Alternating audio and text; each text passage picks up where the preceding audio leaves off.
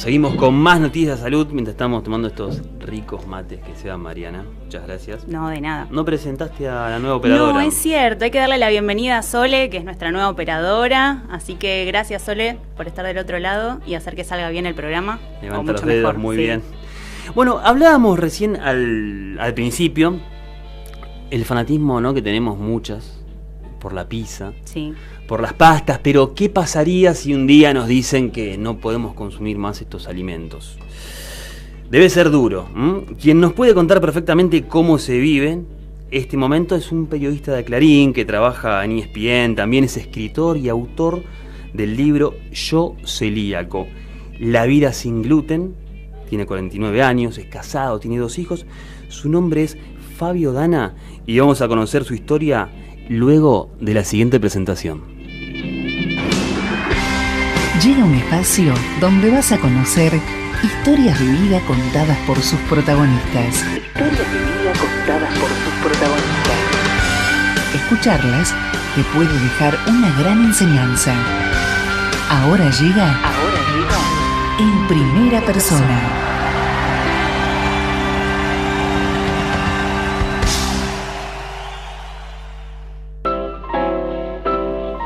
Bueno, ya estamos al aire con Fabio Dana, lo saludamos. Muy buenas noches, Fabio, ¿cómo estás? Leo y Mariana te saludan. Hola, muy buenas noches, ¿cómo están? Muy bien, bueno, gracias por estar. Por favor. Y claro, vos sos como la otra pata, habló la médica, ahora necesitamos en primera persona. El paciente tenés ahora. Claro. Paciente que es escritor encima y que comunica muy bien. Así que la primera pregunta es, ¿cómo te diste cuenta que eras celíaco? Y contame cuáles eran tus comidas preferidas antes de esto. Bueno, mirá, mi dieta básicamente eran las pastas, la pizza, las empanadas, las tartas, las galletitas de agua, todo lo que después de enterarme que era celíaco tuve que dejar de comer, ¿no? Claro. Así que fue un sacudón importante en mi alimentación y en lo cotidiano, en los hábitos alimenticios. Me enteré, te diría, por casualidad. Yo no soy un celíaco asintomático. Me enteré después que existían los celíacos asintomáticos. Yo no tengo síntomas. Viste que en general se habla que el celíaco tiene dolor abdominal, le duele la panza, come algo y le cae mal, sobre todo si come harinas. Sí. Y en mi caso yo no tenía nada de eso. O sea, yo comía mucha harina y no tenía síntomas. Pero después de unas fiestas donde había comido de más, tuve una semana donde estaba con un poco de malestar y una gastritis que me duró un par de días y consulté a una gastroenteróloga por rutina más que nada, ¿no? Claro. Y bueno, y ahí la gastroenteróloga me hizo una serie de preguntas, me revisó, me dijo que no tenía nada importante, pero me mandó a hacer una serie de análisis de rutina y me preguntó si tenía algún antecedente de celíacos en mi familia. Y cuando me preguntó, yo la miré medio extrañado, ¿no? Porque yo lo poco que sabía hasta ese momento sobre la enfermedad celíaca era que si comías gluten o harinas te caía mal. Claro. Y yo justamente comía muy seguido y no tenía problemas. Pero bueno, me hice el estudio que me mandó a hacer, un análisis de sangre de rutina, donde se pidieron algunos anticuerpos específicos, ¿no?, para detectar si puede ser celíaco o no. Y después de unos meses que lo tuve el examen en un cajón ahí tirado. Después de unos meses fui a consultar al médico clínico con ese estudio y ahí el clínico me dice, mirá, ¿sabías que era celíaco? Y ahí me enteré, así, medio de sorpresa. ¿Cuál fue tu reacción en ese momento? Y fue, bueno, sorpresa, un poco una mezcla de cosas, ¿no? Si bien sabía que más o menos a grandes rasgos que era la celiaquía, no tenía muy claro que se tenía que seguir un tratamiento, cómo tenía que manejarme a futuro. Es un momento como de incertidumbre, de investigación, porque empezás a preguntar, querés saber cómo te vas a manejar, qué podés comer, qué no.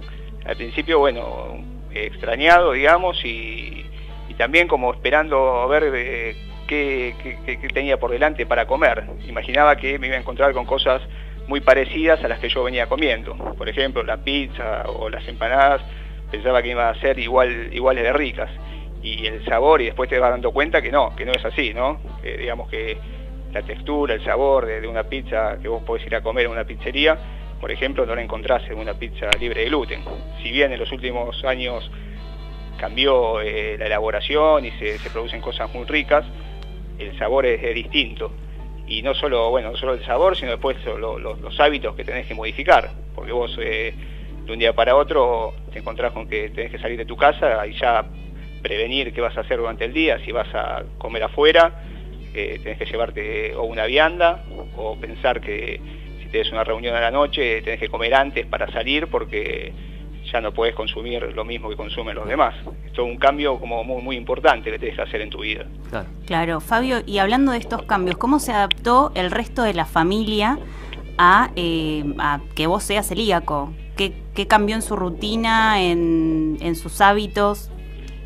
Bueno, acá en casa, que somos 4, en general, a mi mujer le gusta cocinar, así que es una ventaja. Yo soy bastante malo cocinando, cocino poco, pero ella, que le gusta cocinar, empezó a experimentar un poco conmigo, ¿no? Y con las nuevas harinas también. Y bueno, ella me cocinó bastante al principio y todavía me sigue cocinando. Fue probando con distintas harinas, distintas marcas. Por ejemplo, algunas cosas logramos hacerlas que sean comunes para todos, como por ejemplo, si hacemos milanesas ahora, las milanesas las usamos con el mismo rebozador que se usa que uso yo, digamos, para una harina libre de gluten, digamos, ¿no? Entonces, en ese sentido, las milanesas son todas iguales. Y en algunos otros aspectos donde se pueden comprar productos libres de gluten que todos podamos consumir, lo hacemos. Y más que nada, bueno, aparte de este caso específico, yo te digo, el rebozador, está también el cuidado obvio y lógico que hay que tener por el tema de la contaminación cruzada, que escuché hace un rato que la doctora lo comentaba muy bien, sobre todo tratar de no contaminar una fuente, una plancha, una mesada, digamos, que no esté contaminada con gluten a la hora de preparar un alimento libre de gluten.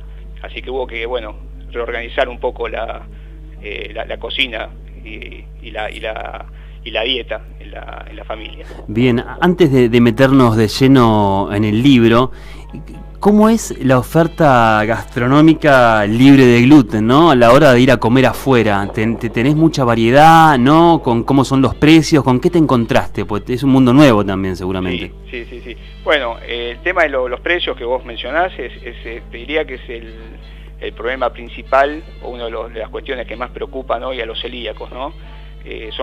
Los precios son muy... O sea, ya vivir en la Argentina en general es costoso, claro, y los precios para los celíacos son todavía más caros.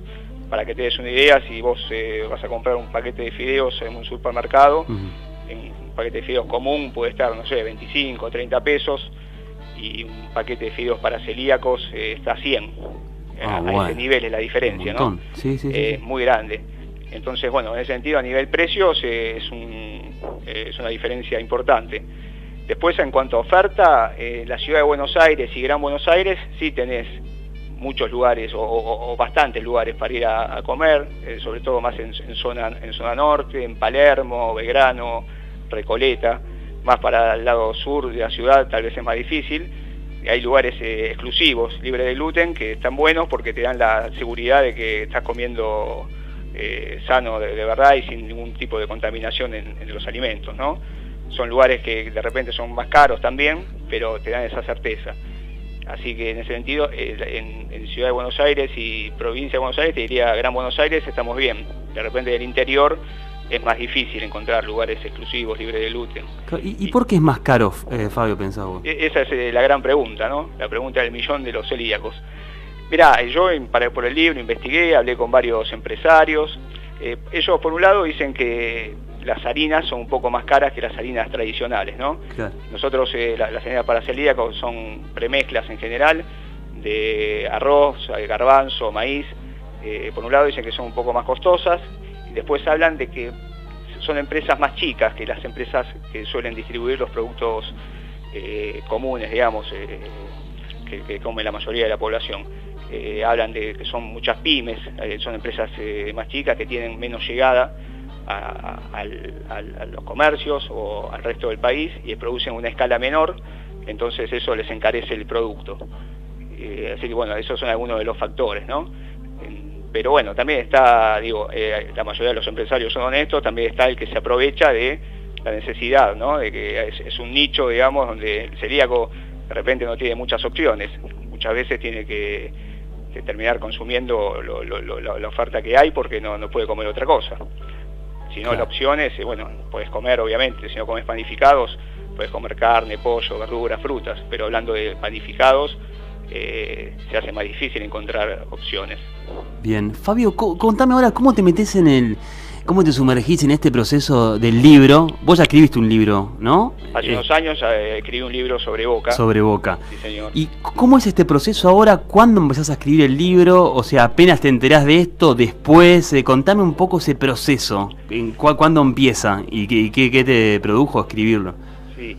Bueno, cuando yo me enteré hace ya 3 años y pico que era celíaco, como bueno, al ser periodista escribí varias notas, investigué un poquito sobre el tema, escribí una nota para el diario Clarín, en Mundos Íntimos, donde donde conté en primera persona también cómo fue la experiencia.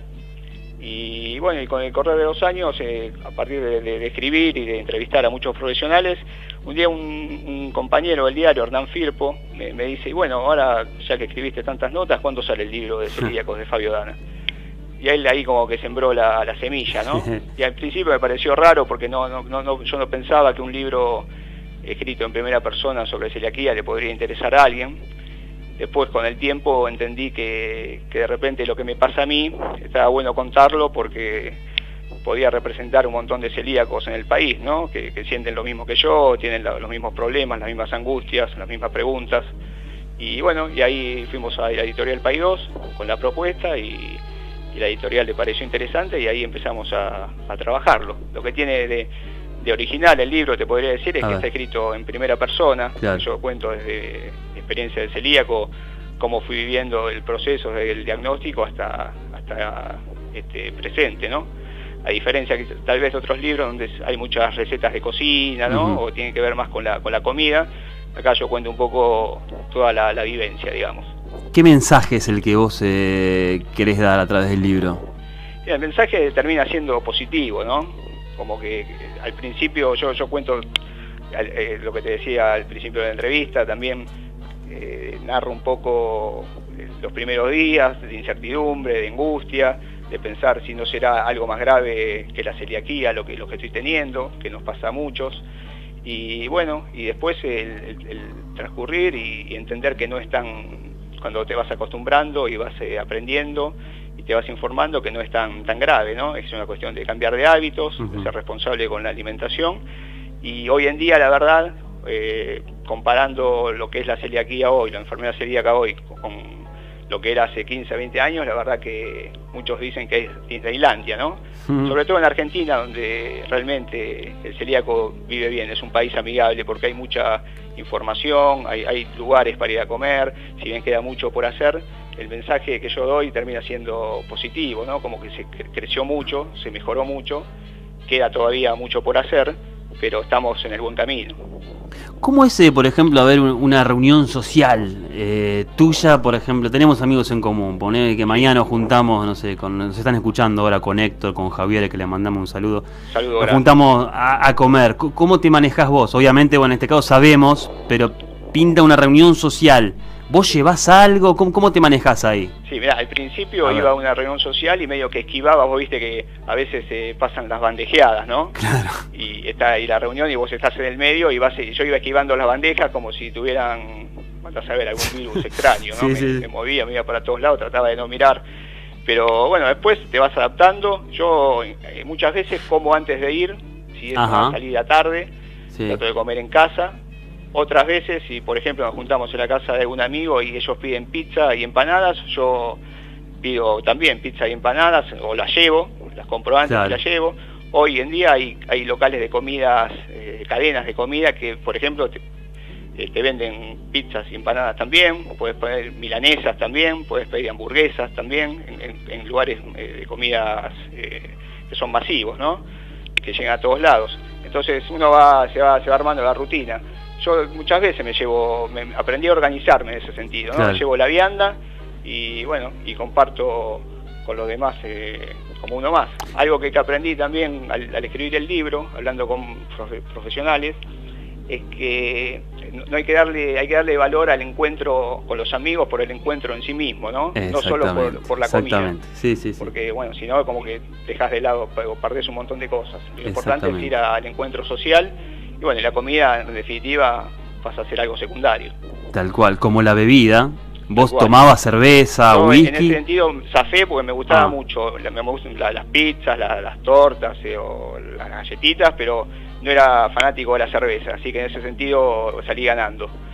Pero los que saben de cerveza y son celíacos me dicen que hay algunas marcas, que son pocas todavía, pero que bueno, los sacan del apuro cuando se encuentran, ¿no? Bien frías dicen que zafan. Claro, y en la pizza todavía está mosqueado, decís vos, el gusto es distinto, yo creo que, mirá, falta todavía, pero algún día por ahí llega a acercarse, o no, o superarlo quizás, uno nunca sabe. Ojalá. La pizza creo que es uno de los donde se siente mucho la diferencia, y para mí el pan francés es el otro gran problema que tenemos.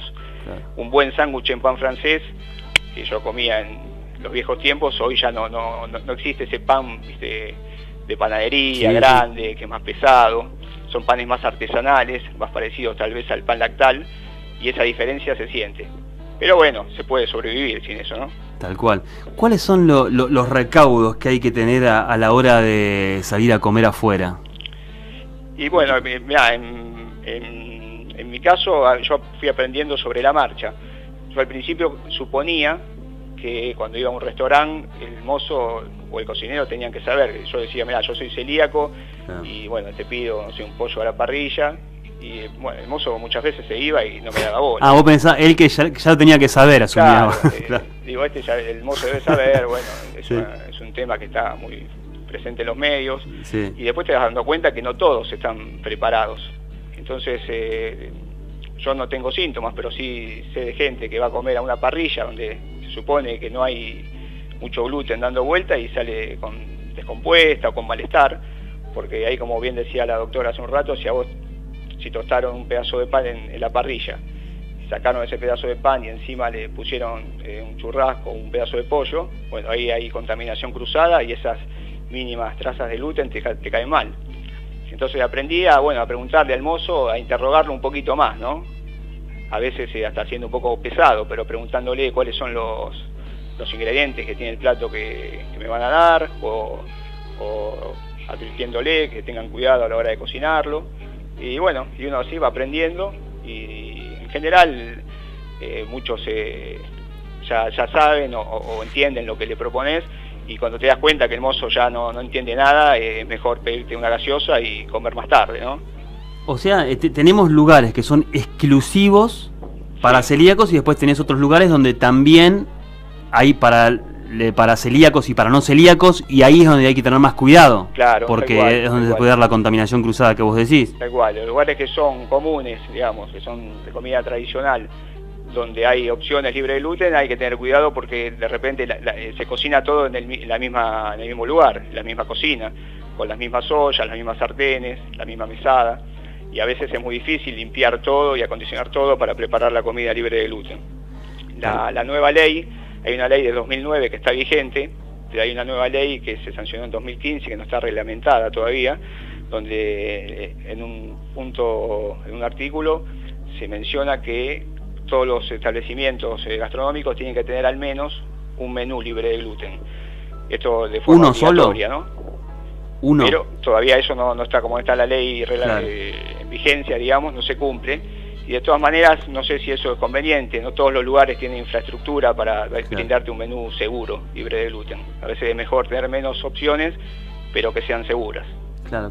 ¿Y vos, o sea, te manejás en su momento, no sé si ahora, con alguna nutricionista o no? ¿O el mismo? ¿Cómo es eso? No tengo una nutricionista de cabecera, pero bueno, tengo el clínico con el que consulto y me hago los estudios de rutina, y una gastroenteróloga a la que voy cada tanto también para controlarme.